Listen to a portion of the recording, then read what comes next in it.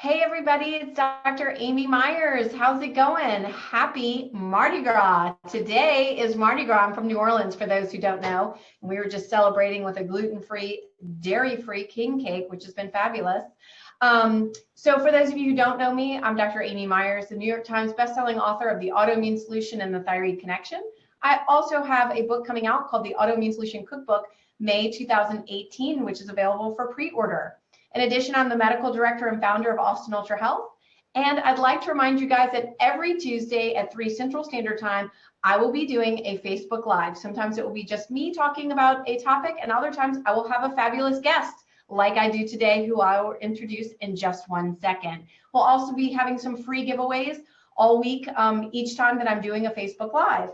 And quickly, for those of you who are ready to celebrate Valentine's Day, it's not only about your loved ones, but it's also about yourself.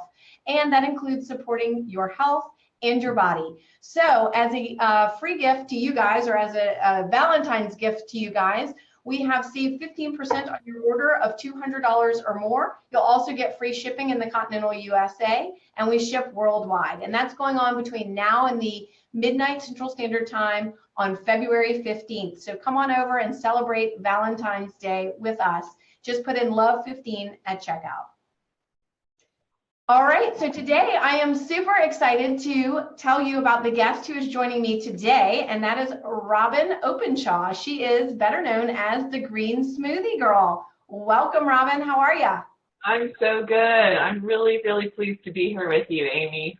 I'm so excited. Robyn and I met probably a little over a year ago. We, of course, knew of each other through the internet, through the wellness community, but actually met, and she's super fabulous. And I'm excited to talk with her today all about EMFs, or electromagnetic fields, and what they are doing to us. I write a little bit about them in both of my books, but Robyn is an expert, and she's going to be sharing with us today just kind of how it's taking a toll on our health and ways to minimize your exposure. So before I get into all that, let me just tell you a little bit about Robyn. She's the author of 15 books, including her latest book that is an Amazon bestseller, Vibe: Unlock the Energetic Frequencies of Limitless Health, Love, and Success.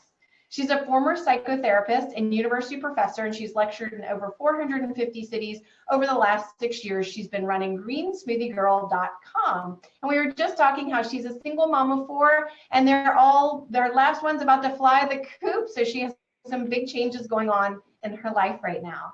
So thanks for joining me, Robyn. And I'm excited to talk about EMFs. It's a topic that, like I mentioned, I've covered a little bit in my books, but I haven't really, dove into. And so I'm super excited because it's a much needed topic, and there's so many topics that I've talked so much about, but I've never really talked about this one. So yeah, the problem with EMS, Amy, is that, in our communities that you and I spend a lot of time in collaborating with our peers and other practitioners and authors, is that we're all starting to get really plugged into this major health concern. And, the exciting thing about EMS is that you can really do something about it. You can really do a lot to protect yourself. But I am finding that the vast majority of our followers out there have no idea that they're being constantly exposed to radiation from all these devices, all these electronics in our environment. Well, yeah, so let's back up and first tell people who might not even know what we're talking about to begin with, what is an EMF? Yeah, in Europe, they actually call it electrosmog. And I wish that we called it that here in the US, because it makes it a little bit more clear what it is. But the bottom line is that EMF is electromagnetic frequencies, or as you said, fields. Some people will say electromagnetic fields. So if we have a cell phone in our energy field, which is about your wingspan, right? But let's just say about 6 feet radius, it's actually affecting your energy. It's not just affecting your energy if you have an emitting device or an electronic that is plugged into the wall. And if it's in your energy field, and we could talk about the ones that are more serious and then the ones that are kind of more low grade, it's not the single exposure that's the problem, it's the cumulative effect. We get a lot more exposure when we travel. We could talk about why if you want to, but we are being radiated at low levels by things like cell phone towers, if you have one really close in the neighborhood, smart meters that are actually installed by your power company. Wi-Fi is one of the biggest emitters. And the problem is that over time, as we're getting exposed to so many chaotic or radioactive frequencies, we want to have a high, smooth vibration, right? That's what my book Vibe is all about. And like you, just one chapter was devoted to EMF. But we're not just interrupting those high, smooth frequencies that we want to live in, where we have creative flow and we can work for a long period of time and really, we're highly productive and we feel peaceful and joyful and our mood is high and consistent. We also are exposing ourselves to significant risk for mutating our cells. We are mutating our cells with our exposure to unmitigated radiation. So if you're carrying your cell phone on you, and ladies, in your bra, some people are doing that, terrible idea. Guys are putting them in their pockets and they're radiating their little swimmers.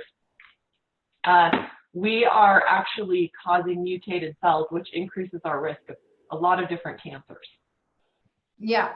And so definitely something to be looking at. I mean, I remember Andrew Weil back in the 80s was writing about just, your clock plugged in at your bedside. And so it's something that the first thing I do when I get to a hotel, I mean, for various reasons, is, unplug the clock. I mean, I don't have a clock or anything next to my bed. I turn off my cell phone and put it in airplane mode, which is what I recommend people do. We've gotten a little out of the habit about turning off our router, but definitely recommend turning off the router at night as well.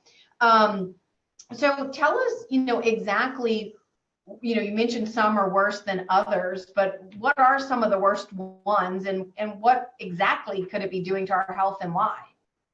Yeah, we have, we've given you, and I'm sure your team will let people know down below, a little gift called our EMF action plan. And it kind of goes through all the things that you can do that are super easy and free, and then some things that you might spend a little bit on, and then some that are a little bit more investment. But, at a minimum, get started and do the ones that are just easy to do.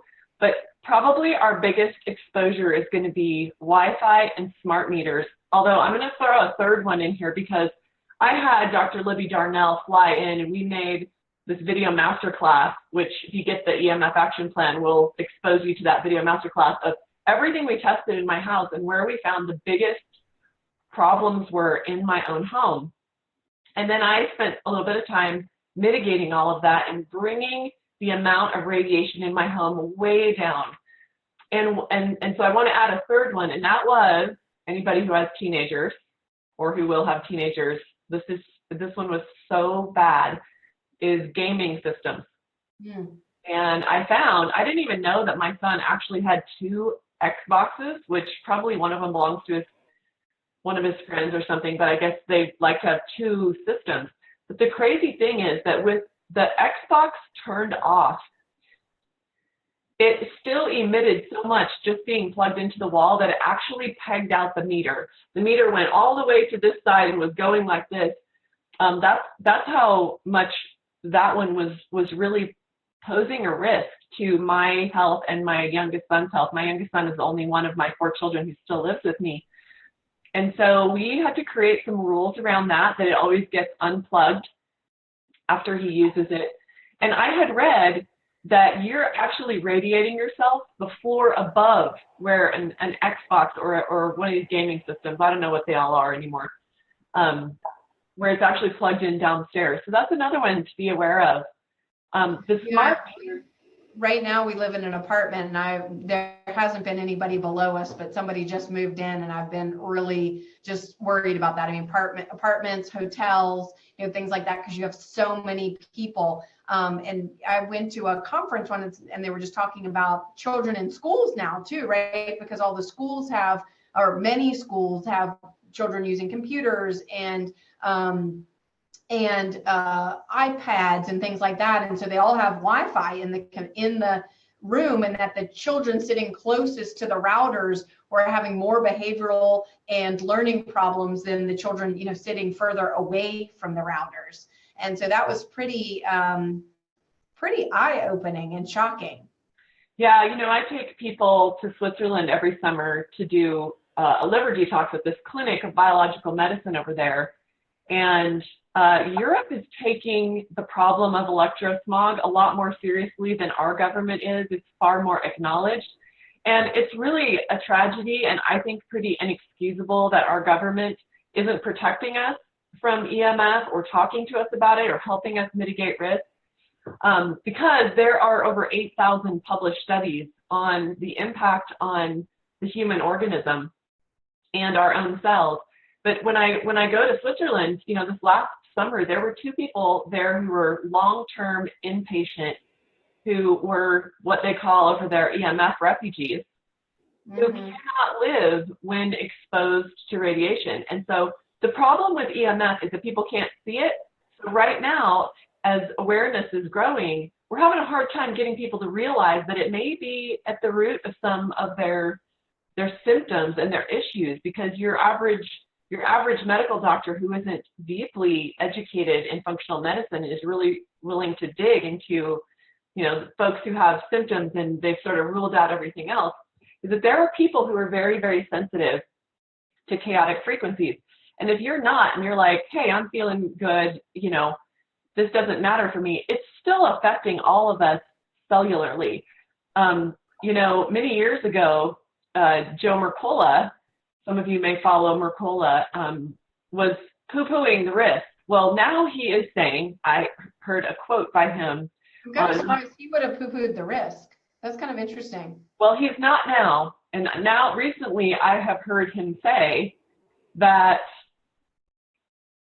we will look back 20 years from now and we will see the unmitigated EMF in our environment that most of us are doing absolutely nothing about as a bigger risk to our health than we currently see secondhand smoking as.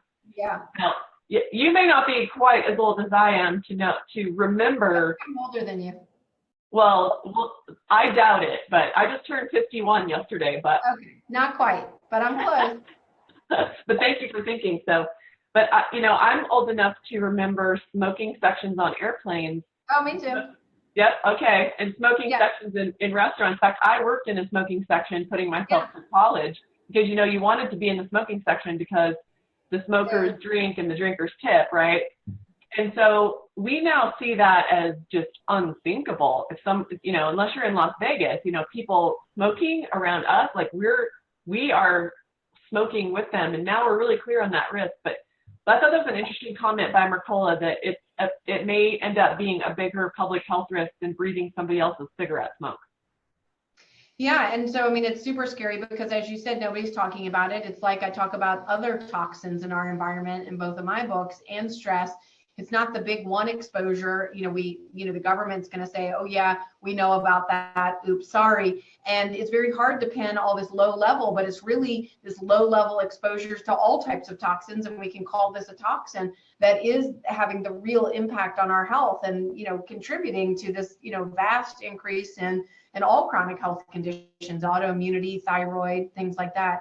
So if somebody wants to test their own environment, is there a meter that you can just get over the counter, so to speak, or do you really have to hire somebody to come in and do that for you?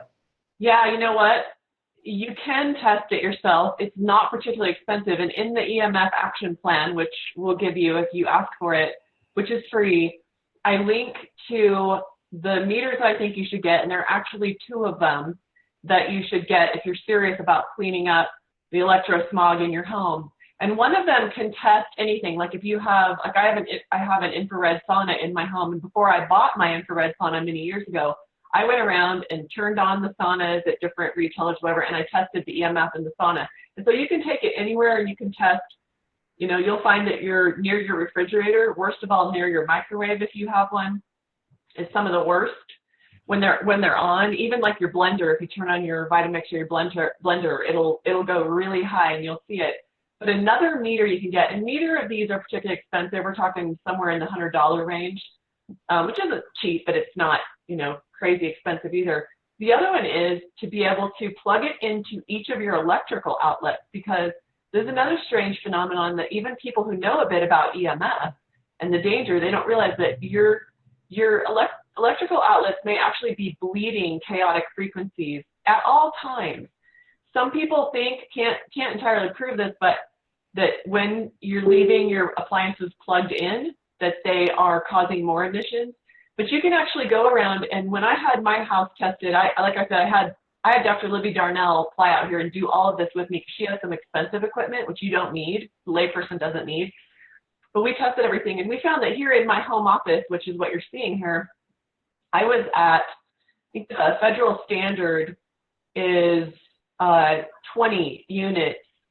No, it's 50 units, and my office was over 400. It was the highest in my home because at the time I had Wi-Fi in my office. It's really worth doing to get get your computers grounded and not use the Wi-Fi, and on your phone get a plan that gives you like unlimited data so that you and your children, if you have older children, can not have to turn on the Wi-Fi. Because the difference is that you're putting out a signal about every 5 minutes. You're using cellular data. But if you're using Wi-Fi, it's pinging constantly. It's constantly pinging, and the exposure is much higher. But my office was over 400, which is 8 times what is considered a safe limit. We found that my teenage son, who was telling me, Mom, I have focus problems. I have attention problems. I'm struggling with focusing in school. And here he was, at this time, he wasn't a senior like he is now, but he was trying to earn a college scholarship. He was very much on the bubble. He was really close to getting into like the very best schools, and he's a very good student, but he's like, the fact that he was verbalizing to me, I'm having a hard time focusing in school, discovering that his room was at 150, which is 3 times higher than that highest safe level, was really helpful for me, because then you can get, and this is in the EMF action plan too, so we at least get the information for free.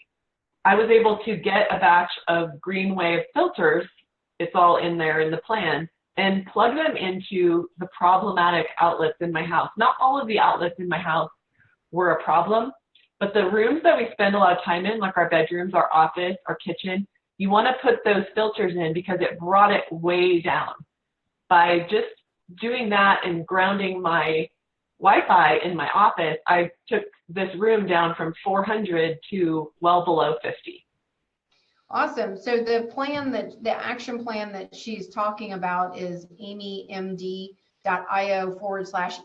and you can go get the free action plan there, everybody. And my team is also putting it in the comments as you guys are asking comments, but amymd.io/EMF.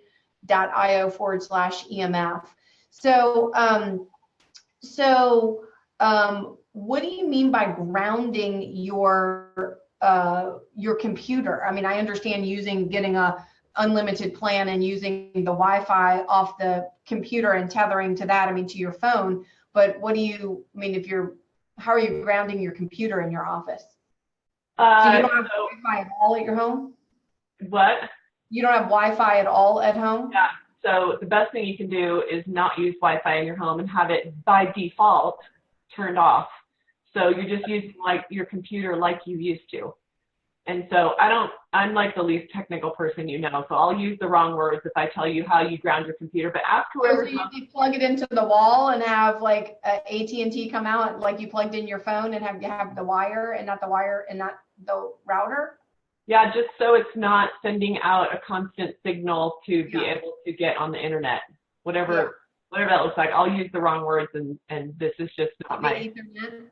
But I think now it plugs into the router, but maybe there's a way to plug that into the wall. Yeah, I'm not talking about speed. I'm not talking about going back to old time, slow speed. I'm just talking about not relying on Wi-Fi. Yeah. So what was I going to ask you? So people who you've talked about a few ways to mitigate it, some things that you can plug into the wall and whatnot. What about people who are, well, let me back up and say, I see this in my clinic. I definitely have, I see this, it's definitely rising as a cause in terms of, chronic health conditions. And I too have had several of the patients that you've referred to that are so sensitive that they really can't function in the world. I mean, people who've had to, go out and find, everything's coming equipped these days, right? All these smart TVs and smart refrigerators. And I mean, the situation is really only getting further out of control, right? I mean, it's very difficult actually to go buy something new and not have it fully equipped. I mean, if you like, no, I don't want all that stuff and I just want a basic damn television, it's actually really hard to get. And,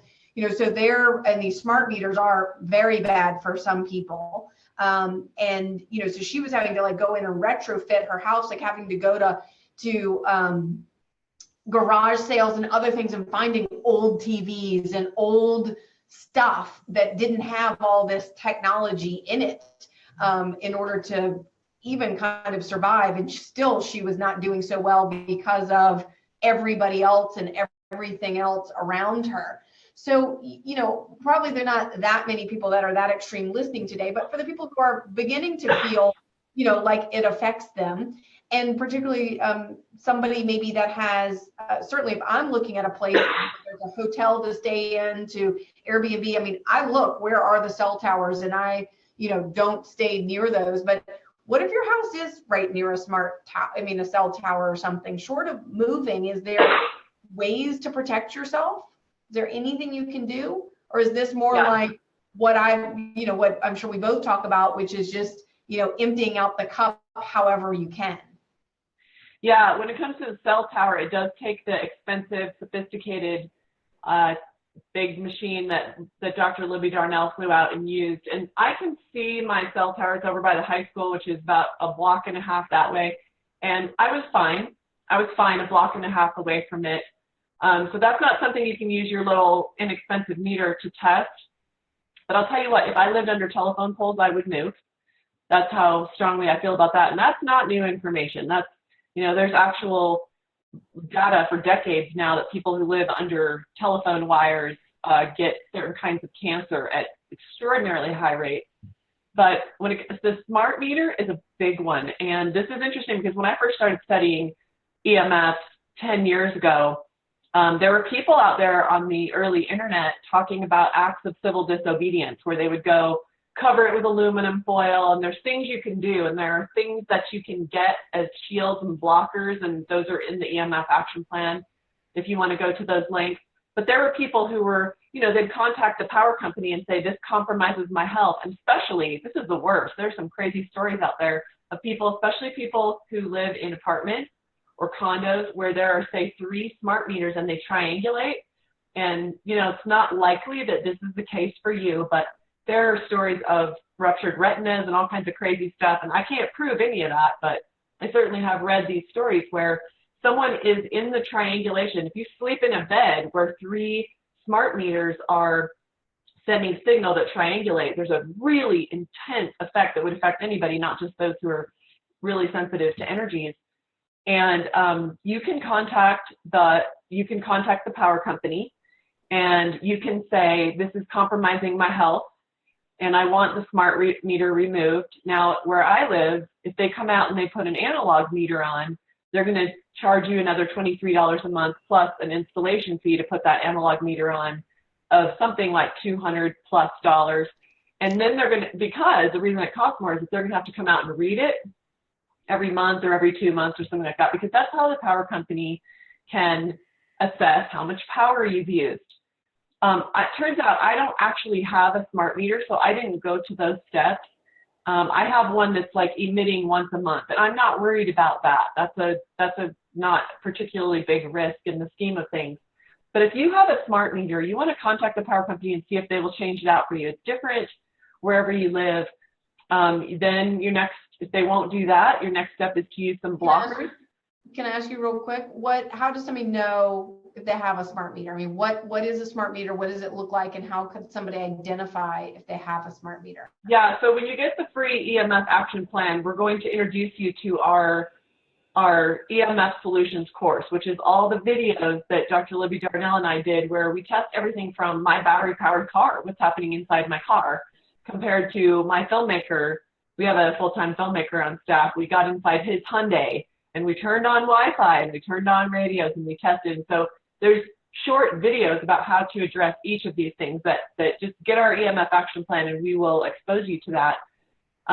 But you will see, we show you what a smart meter looks like. We show you what an analog meter looks like, so you'll know. I mean, you can call the power company and you can ask them if they use smart meters, but those can make people really, really sick.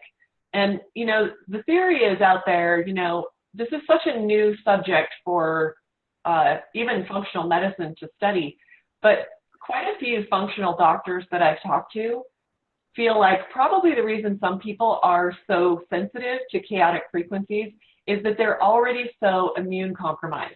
Yeah. Your immune system is really low and you're struggling against, you know, all the gluten you eat, or, you know, you've got all these hormone issues and your body's constantly in fight mode from usually autoimmune conditions, but also cancer, then you are going to be more likely to be tipped over by high EMFs. And these people, you know, you and I were at a conference last August, Amy, and I heard about half a dozen people who had to leave the room. Some of them didn't come back that day. Some of them would come in, get a headache, have to leave and feel immediately better. They'd walk back in and immediately the fatigue and the headache, which are common symptoms, and the brain fog, they'd have to leave again. And I think one of the things that we can do is that we can help be a part of— Are you feeling like that was from EMF? What? Are you feeling that was from EMF? I thought that was from all the mold in that place. Oh, was there mold there too? The one in August that we went to? Yeah. Oh, I don't think I could go back. Really? So bad. Oh my God, so bad. You know, I heard that, but I know that we're stepping out of the room more because of the mold, not the EMF. But you know what? There are a lot of studies, apparently. I mean, I haven't seen them, but people that I've talked to, doctors in the world of mold, there are studies showing that EMFs can make molds emit way more mycotoxins. So maybe it actually was a combination of the two of them. It could have entirely been a combination of the two, and it could have been that some people were reacting to the mold there. I did hear that people having a reaction to the mold there, but I thought it was some of the rooms. I didn't know it was the big room that we were meeting in, and it certainly was in a humid part of the country, humid and hot, so not entirely surprised about that. And so who knows why, but some of them who know themselves to be EMF sensitive were talking about it. And I would love to see us put a little heat on people who are holding events like that, or if we're going into a yoga class, educate the teacher about it. Because if you're going into a yoga class and there's 20 cell phones in there with Wi-Fi on, that's a tragedy, because it's so easy to turn off, and we don't need to be doing yoga and making all this effort to improve our health and then get exposed to 20 people's Wi-Fi, right? Right. So how was your electric car compared to the Hyundai? I mean, does somebody in an electric car need to be more worried than somebody not? I mean, that's a perfect example of somebody trying to, you know, perhaps, you know, do good in the world and perhaps even think, you know, doing better for their health in some kind of way. Yeah, good question. I was scared that it was going to be off the chart, but because I'm educated in this subject, I don't use Wi-Fi or Bluetooth in my car. If I'm listening to a podcast while I drive, which I often do, or an audio book, I just listen to it on my phone, even though I have this car that is run by computers and battery. And so since I don't turn those things on, my EMF is actually quite low in my Tesla. And I was pleased about that. It wasn't nearly as low as Chad's was in his Hyundai, which is not run by a computer and a battery. But I'll tell you, there are some things you can do in your car that will make you a human antenna.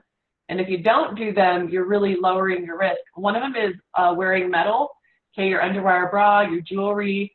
If you are wearing metal, this is like a worst case scenario, wearing metal and sitting in a parked car that's not turned on, and you are texting, you're making yourself a human antenna. And so I don't wear jewelry unless like I'm out at an event. I don't think we should get paranoid about these things, but I do think that they're, you know, we could use them less. I certainly don't need to be wearing jewelry while I'm sitting here at my desk working at home, right? And so, you know, if you're going to be sitting there catching up on text in your car, is it possible you could pull over on the side of the road and do something really positive while you do that to ground yourself, like take your shoes and socks off and sit in some grass and catch up on your text? Now you're actually discharging a lot of those dirty energies. That's a lot of why we feel so good when we're outside. We're charging our electromagnetic fields in the sun. We're taking deeper breaths and cleaner air. We're oxygenating, which increases our vibration. And importantly, if we can get our body in contact with Earth, I'm not talking about wearing your shoes, okay? Because now you've got a rubber, some kind of man-made, thing in between you and Earth. I mean, people used to have a lot of contact with Earth, and we don't anymore. Get your feet at least. And I sometimes will go outside if I've had a really negative interaction with somebody who's pretty low vibration, or I'm stressed out, or I've had a lot of exposure to EMFs. I'll go lie down in the grass and just get as much of my body in contact with Earth as possible. And I think we all think that feels so amazing, and we find that to be so rejuvenating because it reminds us of our childhood or whatever, like all those memories of grass. I think probably a lot of it is that we are discharging millions and millions of electrons and protons onto the Earth, and picking up a lot of electrons we need for antioxidants from the Earth. So speaking of, so that's earthing, and certainly there are, reports of that being extremely beneficial for people. And I know some of my EMF sensitive people report that to be, super helpful for them. And I know you have things in the free guide, and you guys can go to amymd.io/EMF for the free guide. Do you feel that things, I've seen those, the EMF sheets and, the pads that you can have at your desk, and even, things, somebody just sent me some the other day. I haven't tried it on my phone, to help with the radiation. Do you feel that some of those things work? And if so, are there ones that you can suggest that people, are there ones that you think work better than others? And I guess also, frankly, what's the proof that they work?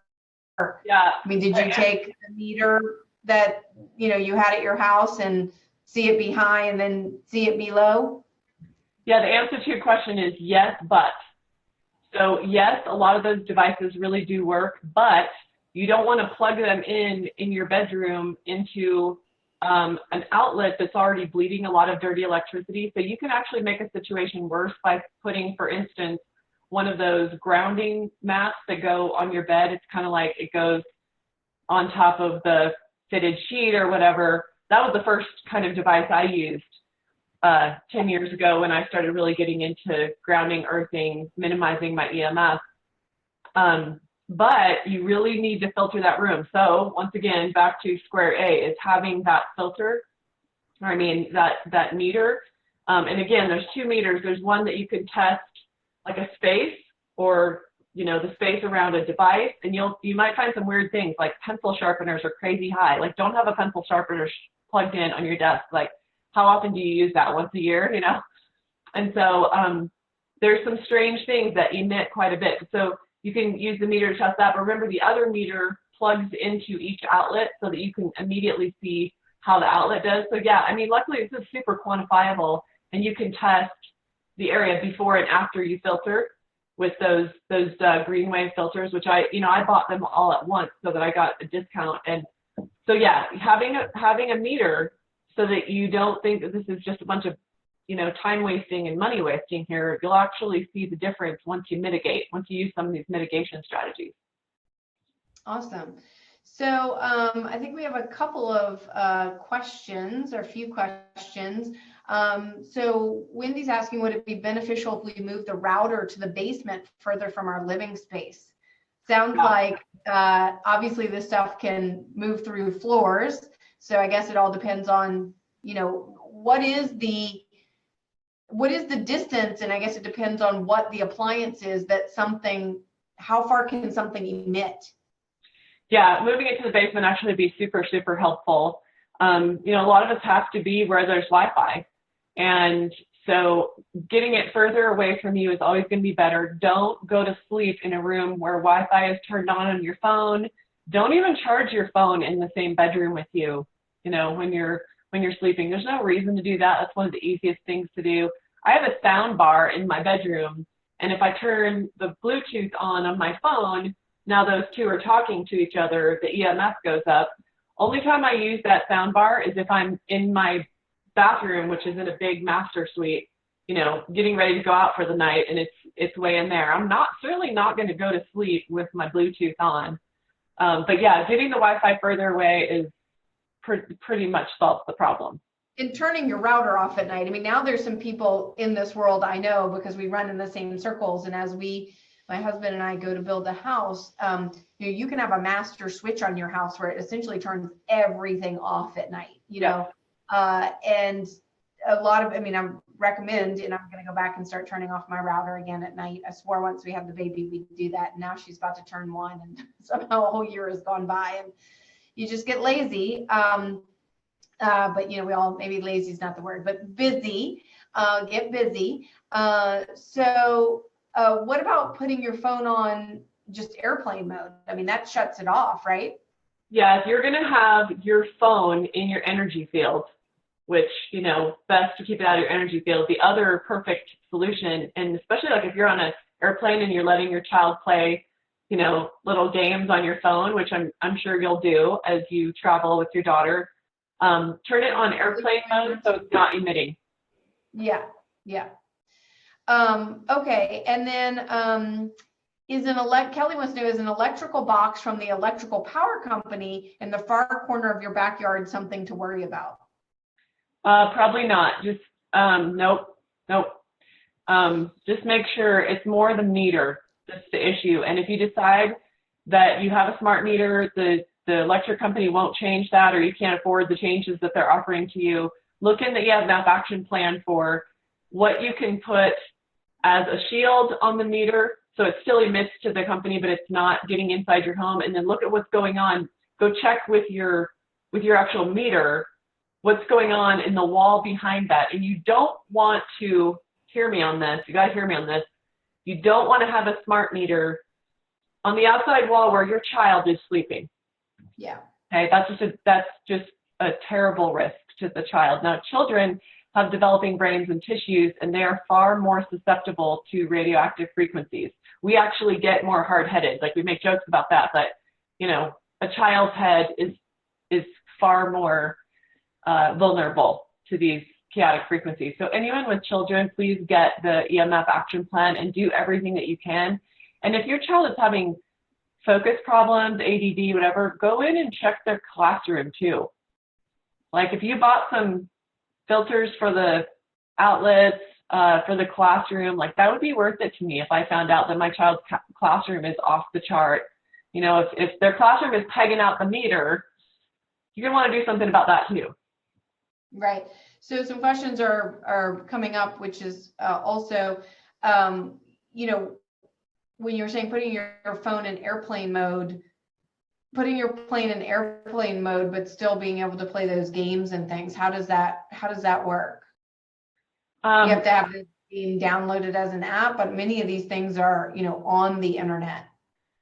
Yeah, you won't be able to access the internet on the airplane doing that. But if it's an app on your phone or you downloaded it, like I, you know, have my my phone on airplane mode and I listen to podcasts because I downloaded them before I turn it off on the plane. So there are plenty of games. Now, keep in mind, I play no video games and my children are adults now, but my understanding is your kids can play those games if you have it downloaded. Or just bring a book. Or bring a book. We fortunately have not gotten into the phone on the plane, and we've traveled. Will be one next month, and we've made 10 round trip trips on the plane. So we bring a book. Good.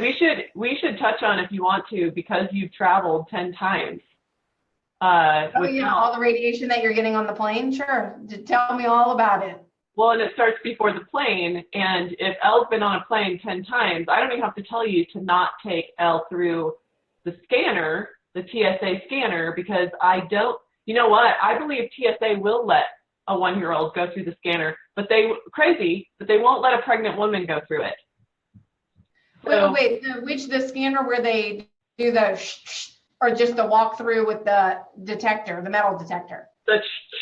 Oh, no, we don't do that. I mean, I usually get pre-checked first of all, so all I do is go through the metal detector, but I would never take her through one of those. Yeah, good. And And so, she's never been through one of those, the little things where it like scans you, really. No. good. So all the grown-ups who are going through the okay, they will tell you, the TSA agents will sit here and argue with you if you get into it with them, which I just don't. But, you know, I've had a couple over the years tell me, you know, it's such low level exposure. It's like being out in the sun for 10 minutes. And, you know, if I were going to argue with them, what I would say is it's not the exposure that's the problem. It's the cumulative exposure, right? And so because you and I travel a lot, it's worth it. I mean, unless you're about to miss your plane, that's the only time that I would go through the right? I'm always going to take the opt-out. I just, as I'm getting in line, I go up and I tell somebody I'm going to opt out. They know what to do. They have plenty of people opt out. And I'm telling you, the people who opt out are the people who are educated about EMF and they don't want the exposure. So there's that. Taking a really good mineral supplement with natural iodine in it, taking like chlorella or some of those, you know, sort of anti-radiation supplements might be a good idea, because then you get on the plane. Okay, good. Yep. Glutathione is a great idea. And then when you get on the plane, this might sound weird, but take your shoes off and have your stocking feet on the ground when you're in your seat, so that you're doing some grounding. And then when you get to your location, how are you grounding in a plane that's sitting on a tarmac? Better than it if you have no contact. You're still discharging. So when your feet are in, you know, man-made synthetic materials all the time, you know, you're just building up you're carrying around a lot of electrons you don't want. And so, and also when you get to your location, your hotel or whatever, go take 10 minutes and sit outside in the grass. Yeah. All good advice, So people can check out we have some acetylated glutathione, and our multivitamin has plenty of iodine in it. All right, so somebody is asking about how big a risk are telephone power lines in the backyard, where if they live in older neighborhoods where the lines aren't buried. I actually assume that buried versus unburied actually doesn't make any difference, because it's still, or I mean, does burying them help because there's at least the earth between you? I've not seen the data on the comparison, but I think that burying it is much, much better. And my answer to you would be, and this sounds terrible, I'd move rather than live under power lines. However, I don't know if the power lines actually are carrying a lot less radiation than they used to, given the fact that hardly anybody has a landline. So I don't know now, but 10 years ago, and also, like, what do you mean? I mean, there's literally power lines over your house, and then what about power lines you can see from your house? Again, I mean, imagine that's generally going to be far enough away, but people who live within, like, if it's like crossing over your property, from what I've seen, that represents a serious risk. I sold the dream home I designed and built, you know, that I raised my children in. I sold it when at the top of my street, somebody started spraying 5 times a year. They started leasing out their several acres of land. It had been alfalfa for years and years and years, and nobody was spraying it. And they leased it out to a tomato grower, and he started spraying 5 times a year. And I put a sign in the yard and sold my home, you know, and that's how strongly I feel about clear, obvious, known risks to my family's health. Like, we're drinking our green smoothies every day, and we're not eating processed food, and I'm working out every day, and then I'm going to, you know, breathe Roundup all day and have it in my groundwater? No. So sometimes we make that's one, power lines over my house, that I would consider moving for.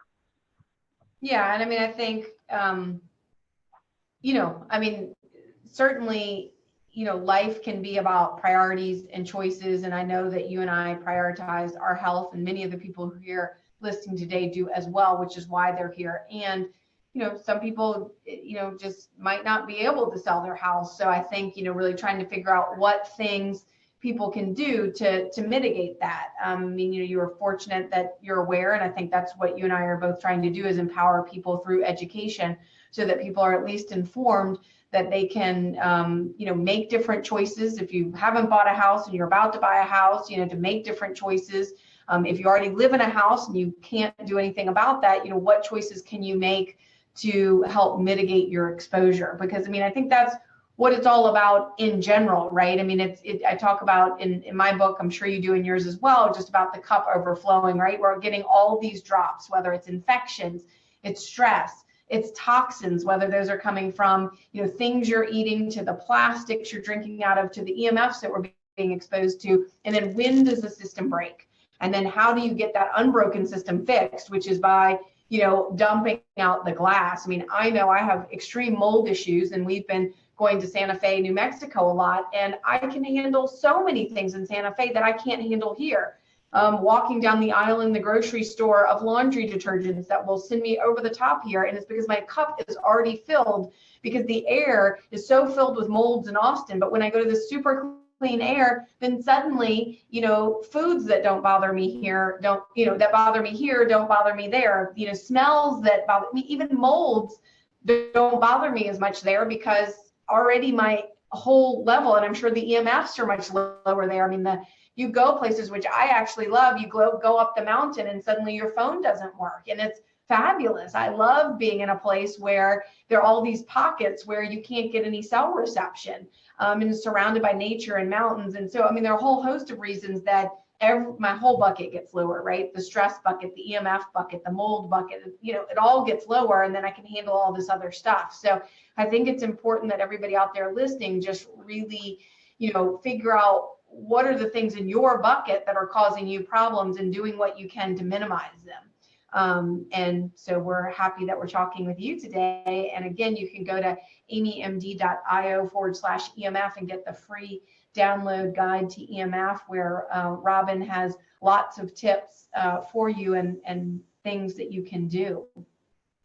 Is there anything that you'd like to say? Well, let me see. It looks, 1 second. A number of questions about people dealing with high heavy metals, and does that make them more susceptible or toxic or more sensitive to EMFs? Is there anything to that? I don't know in terms of potential. Theoretically, we could say that they are more conductive, and so I can imagine that heavy metals in the body could cause a problem. I don't have any data on that, but it's a lot like what you're talking about, Amy, that, if you have a lot of heavy metal toxicity, again, that's the body constantly in fight mode, constantly having to fight with these super toxic substances. Then if your cup is full, then you're more likely to have, electromagnetic frequencies tip you over. So it's a good metaphor, and that's just adding to your load, and we got to dump out some of that stuff. Our body is designed to handle some level of stress, and we can put up a fight. And most of us are having to fight way too many things. And when we get to that overload point, that's where we have some crash and burn. That's where we end up with diagnoses, and we feel like we aren't ourselves anymore, mood-wise, energy-wise, symptom-wise. Right. And what about, is there a difference between EMFs and Bluetooth, or Wi-Fi and Bluetooth? How does Bluetooth add into this equation, if at all? Yeah. Having Bluetooth on your phone all the time is just increasing the signals that are interrupting natural flow. Just imagine that you are surrounded by energy fields. You are actually made up of electromagnetic frequencies, and you want smooth synchronous frequencies, and all of your cells have their own voltage, and each organ has its own charge. And when we are being bombarded with these weird signals that my phone is putting out when it's not on airplane mode, and when I'm in a room with Wi-Fi on, or at a conference with 400 people whose cell phones are emitting, then I've got a problem. So Bluetooth is part of the problem. Same thing as Wi-Fi. Turn it off if you're not using it, and keep it out of your energy field as much as you can. And what do you think about these new Mac earbuds that are wireless, that just creating a antenna to your head? Probably so. I actually have some, and I use them to listen to Audible books, because I have this goal of listening to 200 books this year. And so I download them and then turn off the emitting, but I don't actually know what's going on with that, and I actually have my concerns about it. So just know that we're a human experiment every time we put more emitting devices. I've only used mine once, but that's why, because there are weird case studies, and a growing number of them, where people are diagnosed with a brain cancer that's in the exact shape of a cell phone, or a breast cancer that's in the exact shape of a cell phone, where you held it against your head, or you carried it in your bra for years while you shopped or went for a jog or whatever. So there's not a lot of data on that, nothing bigger than case studies, but it makes you pause and it makes you realize that we are radiating our breast cells, and I don't think we want to be doing that. Right. And just backing up, so what I think you told us I was kind of surprised the phone wasn't the biggest one. I think you told us in the house that that something like an Xbox is huge, your smart meter is huge, and what was the other one you told us? Smart meter, Wi-Fi, and Wi-Fi, your router. And gaming I was kind of systems. surprised. But I think that's because you asked me for 3, but I put this number 4, and not just when Wi-Fi is on, but when it's emitting. And so again, if you're going to sit and you don't need to be checking your texts every 5 minutes, which, let's face it, how often do we really need to be checking our texts every 5 minutes? If you're working on a project at your computer and you want to have it in your energy field, that's fine. Just put it on airplane mode. That's how you turn off emitting. Right. Okay.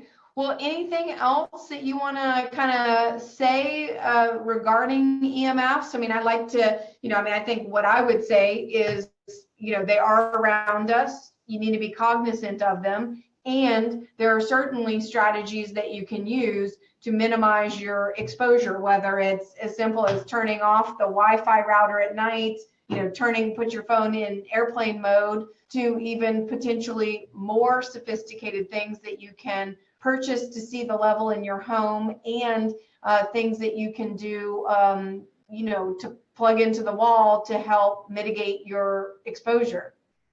Well, and all of that's in your free guide. Yep, everything's in the free guide, including make sure you get a meter. And when you get the meter, you're going to be motivated to use it. You just spent $115 on it or whatever it costs. I do want to point out that you want to not be looking at blue light late at night. You can wear blue light blocker glasses. You can turn off, it's like f.lux. You can turn off the blue.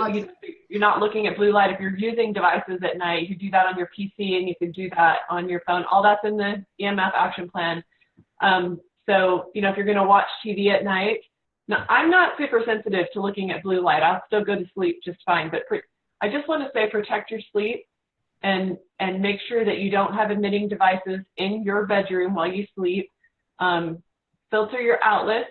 Get those filters and plug them in. They're not going to bother you. You can still plug things in to the other little thingy, or you can even take it out on occasion if you need to use something in your bedroom. But really protect your sleep, and take some action steps, because just because we can't see it doesn't mean it doesn't pose a health risk. And what if those weird things that are going on with you are actually related to these radioactive frequencies that you can't see? And wouldn't that be exciting if something so simple, such low-hanging fruit, could really be a game changer, not just for how you feel every day, but also for your disease risk long-term?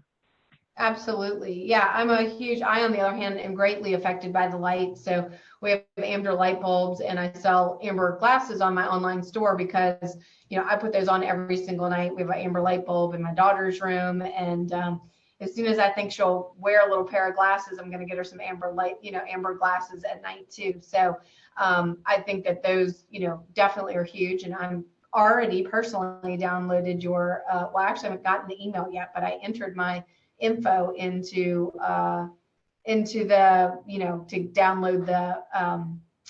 to download the free action plan from you. So I'm sure I'll be getting an email momentarily. And so just quickly, everybody, don't forget that Valentine's Day, or let me just, let me just say super quickly that it was wonderful to have you, Robyn. It's always great to see you. If you hang on one sec, I'll tell you goodbye after we get off the Facebook Live here, and see when I'll be seeing you again. But I really appreciate everything. Everybody, don't forget to go download Robyn's action plan at amemd.io/EMF if you want to learn more about EMFs and things that you can do to protect yourself. And don't forget that it is Valentine's Day tomorrow, and that we have a sale going on right now to treat yourself, to give yourself the gift of health. Save 15% on any order of $200 or more from my store. You'll get free shipping in the continental USA.